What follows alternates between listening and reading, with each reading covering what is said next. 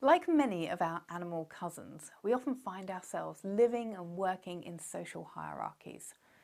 The formation of a natural order where, at least at a group level, some people have more power and more control than others, even if at an individual level we're all considered equal, ultimately resulting in some sort of hierarchy of dominance.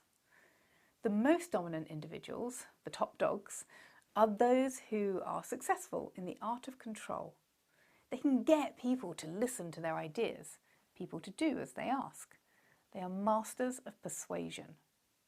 But so often this dominance is shrouded in aggressive tactics, where people think that by showing an aggressive, authoritarian stance, they can get others to do what they want. And of course, they can. It can be a very effective form of control. But usually it also creates a trail of destruction along the way. It negatively impacts the people they're trying to control, creates feelings of low self-esteem and a sense of not being listened to, and it leads to a culture of fear and demotivation. Not exactly the kind of working environment which fosters the openness, the creativity, the empowerment that most organisations strive to achieve. But there is another, less heavy-handed way of getting what you want. And that's by being what's called socially dominant.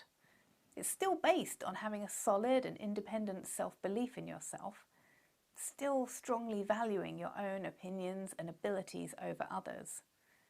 But instead of applying aggressive or Machiavellian techniques, you're instead implementing a more positive and reasonable approach to controlling others. You avoid using threats, you appeal to reason, and you use clear and direct body language and eye gaze strategies to deal with conflict.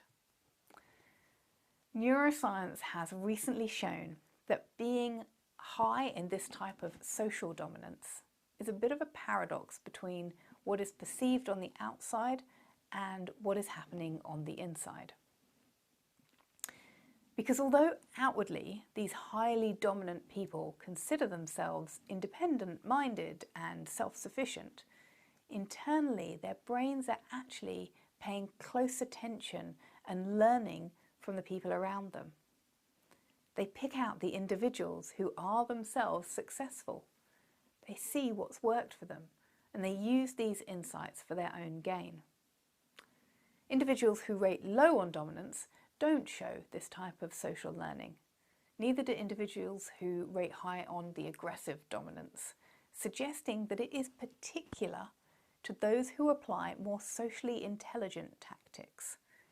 So next time you're trying to win someone over or asking someone to do something, pause for a moment and think about how you are being viewed.